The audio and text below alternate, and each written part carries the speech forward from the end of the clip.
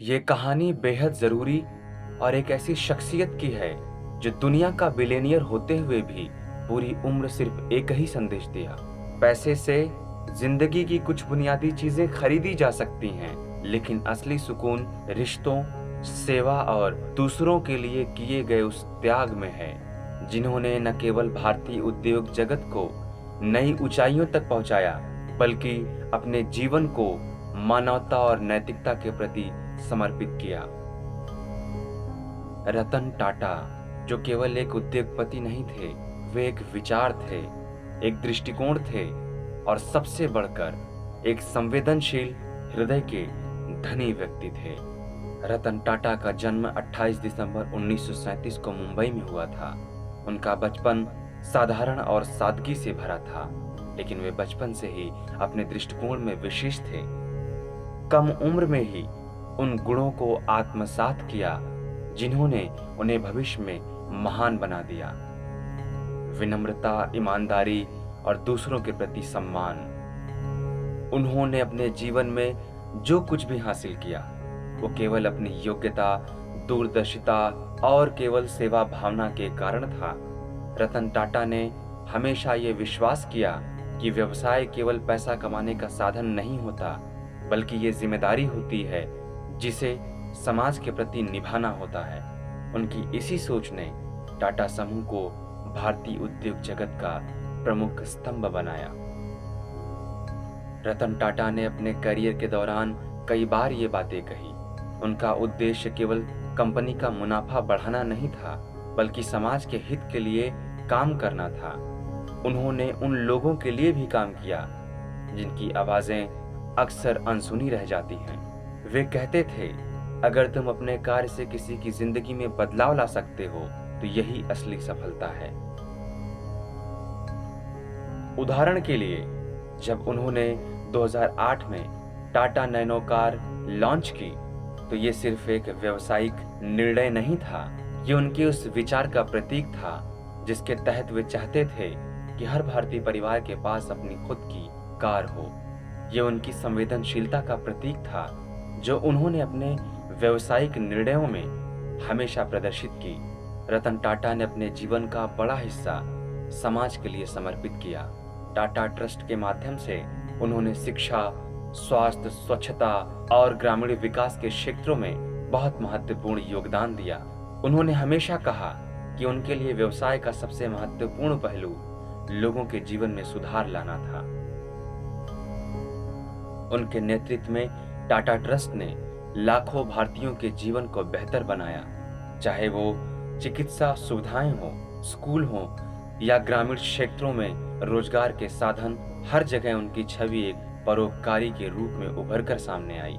उन्होंने अपनी दिल की बात एक बार बहुत भावुक होकर कहा कि मैं चाहता हूं मेरे जाने के बाद भी लोग मुझे मेरे व्यापार से नहीं, बल्कि मेरे द्वारा की गई सेवा के लिए याद रखें। रतन टाटा का जीवन हमें ये सिखाता है कि जीवन में सबसे महत्वपूर्ण चीज कर्म है। उन्होंने अपने कार्यों में हमेशा उत्कृष्टता का प्रयास किया, लेकिन ये भी सुनिश्चित किया कि उनके कार्य का उद्देश्य केवल वित्तीय लाभ नहीं, बल्कि सामाजिक भलाई हो।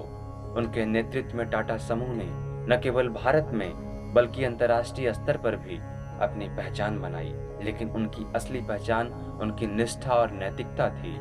उनकी सफलता का रहस्य केवल व्यावसायिक निर्णयों में नहीं था, बल्कि उन सिद्धांतों में था जिन पर उन्होंने हमेशा विश्वास किया। वे हमेशा मानते थे कि किसी भी उद्योगपति की असली सफलता उसकी आर्थिक शक्ति में नहीं है, बल्कि उसकी सामाजिक जिम्मेदारी में होती है। उन्होंने टाटा समूह को एक व्यवसाय से अधिक एक सामाजिक संस्था के रूप में देखा, जिसका उद्देश्य मानवता की सेवा करना है। 9 अक्टूबर 2024 को उस शख्सियत ने दुनिया को अलविदा कह दिया, जो अपने अंतिम समय तक ये संदेश देता रहा, जिंदगी में बिलियनियर बनने से सफलता हासिल नहीं होती, बल्कि मानवता में जीने और मानवता हासिल करने से जीवन की असली सफलता हासिल होती है। जिसने हर भारतीय के दिल में एक खास जगह बनाई है। उनके विचार और उनके सिद्धांत हमेशा हमें याद रहेंगे और प्रेरित करेंगे।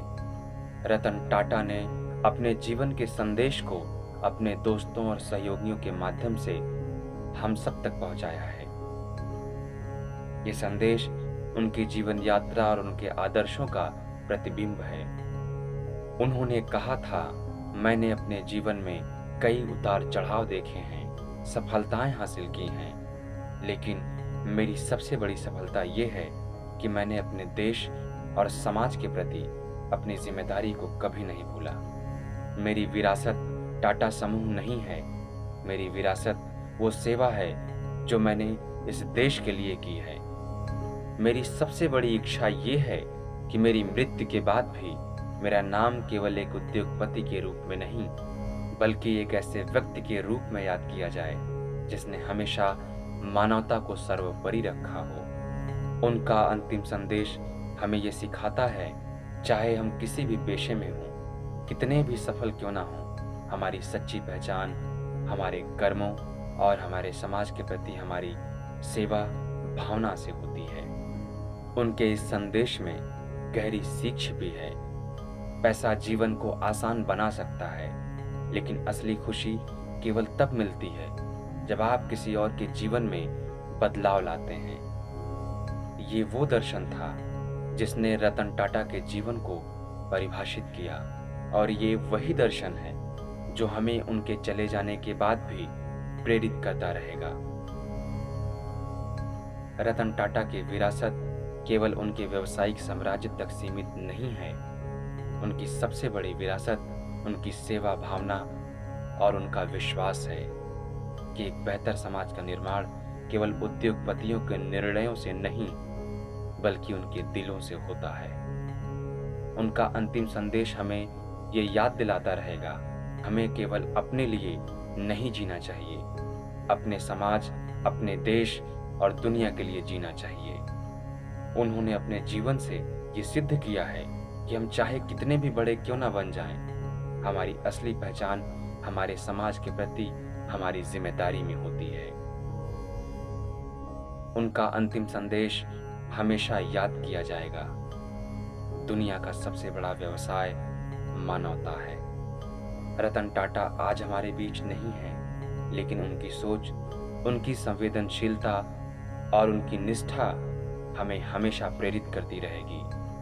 उनकी विरासत और उनके विचारों के प्रति हमारी सच्ची श्रद्धांजलि यही होगी कि हम उनके द्वारा दिखाए गए रास्ते पर चलें और समाज को बेहतर बनाने में अपनी भूमिकाएं निभाएं। अलविदा रतन टाटा।